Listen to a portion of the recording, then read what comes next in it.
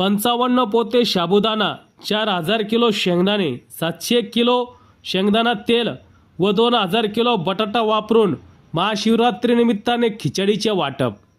याबाबत सविस्तर वृत्त असे की देशभरात महाशिवरात्र मोठ्या उत्साहात साजरी करण्यात आली आहे।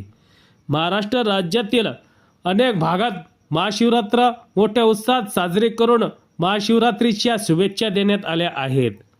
श्री साईबाबा संस्थानच्या वतीने शिर्डी येथे संस्थानच्या वतीने साई प्रसादालयात अंदाजे 60 ते 65 हजार साई भक्तांना मोफत प्रसाद रूपी साबुदाणा खिचडीचा लाभ घेता येईल असे नियोजन करण्यात आले होते। याकरिता सुमारे 55 पोते साबुदाणा, 4000 किलो शेंगदाणे, 700 किलो शेंगदाणा तेल व 2000 किलो बटाटे वापरण्यात आले होते।